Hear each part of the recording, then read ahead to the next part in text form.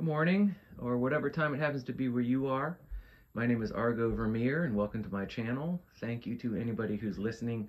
I really appreciate you being here. The title of today's upload is Hitchen's Razor Debunked with Logic.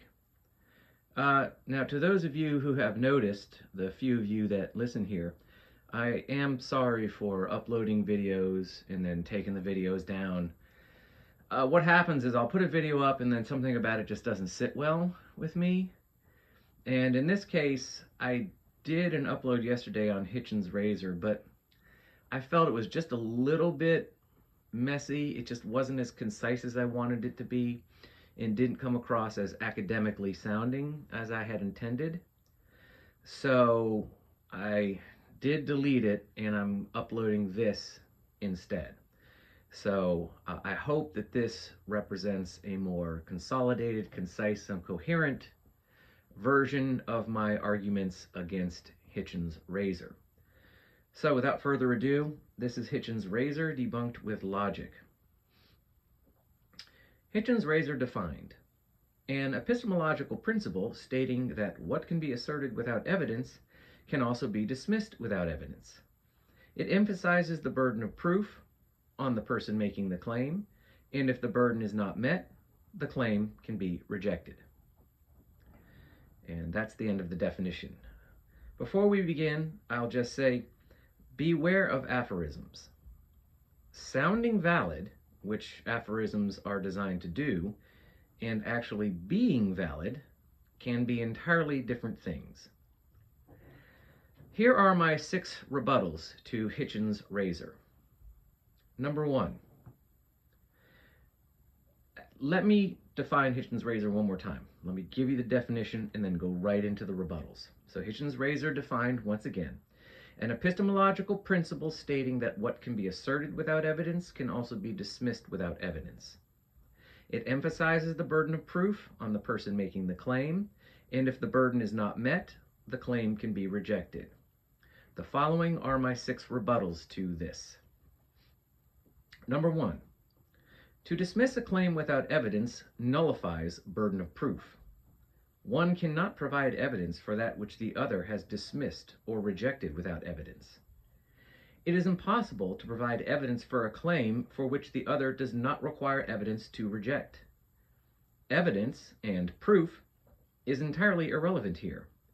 If one does not require evidence to reject a claim, then asking for evidence from the one making the claim, invoking the burden of proof, is a contradiction.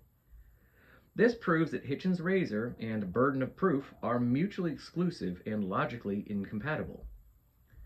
Burden of proof as a concept appeals to a specific epistemological standard by which proof and evidence have precise and positive definitions and proceed from a specific understanding of that which constitutes knowledge and truth.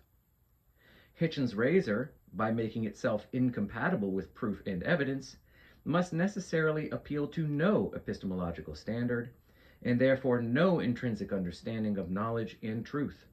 Thus, its rejection of any claim is necessarily baseless and meaningless. Hitchen's Razor is thus invalid. Number 2, to reject a claim without evidence is to effectively reject the claim without justification, without reason, due to the obvious corollary relationship with respect to Hitchen's Razor of evidence and justification. To reject a claim without justification is to reject the claim for no reason. To reject a claim for no reason is unreasonable, illogical, contradictory, and fundamentally rationally impossible. Rejection without reason is rejection for rejection's sake, which is tautological and therefore meaningless. Hitchen's Razor is thus invalid.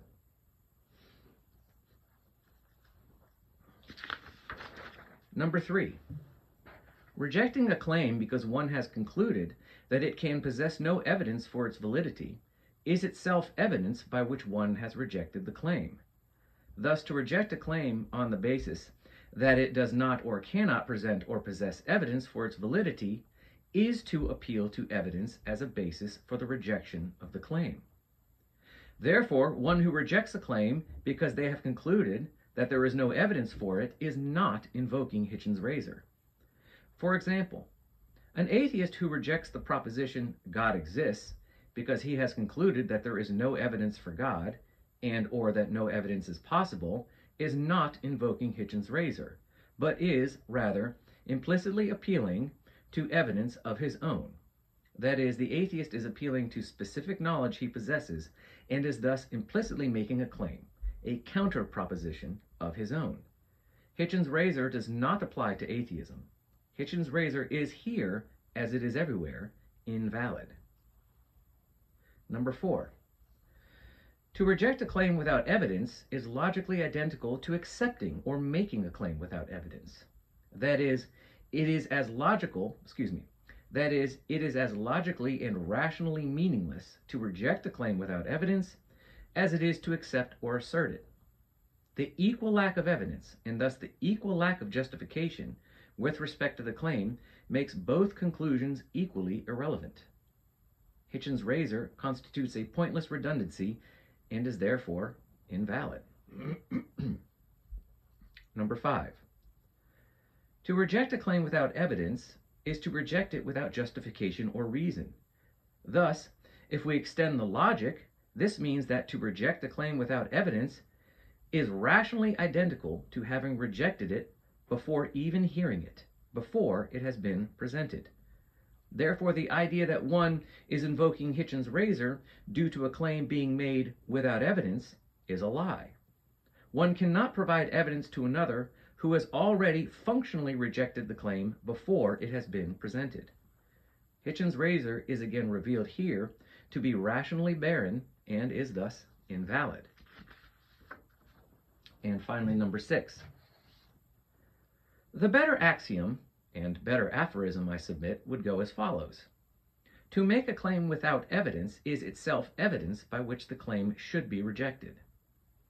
To invoke this axiom, however, would constitute an implicit assertion of one's own, an epistemological standard and definition of proof and evidence, which one then would be intellectually obligated to defend. Hitchen's razor, on the other hand, by its purely rhetorical and redundant nature, necessarily eschews any intellectual obligation, and thus possesses no intellectual integrity. Hitchen's razor is thus invalid. Conclusion. I submit that Hitchen's razor constitutes nothing more than a rhetorical and dialectical deception, a rationally baseless double standard by which the person invoking it gets to have their cake and eat it too. They desire to implicitly assert a specific contrary position to a given claim and never actually have to defend that position. They desire to win the debate by intellectual fiat, not honest discourse. Hitchen's razor is not simply irrational, but unethical and quite possibly immoral. That constitutes my rebuttal of Hitchen's razor, and I think it is sufficient. Final words, I would just say to anyone who is invoking or desiring to invoke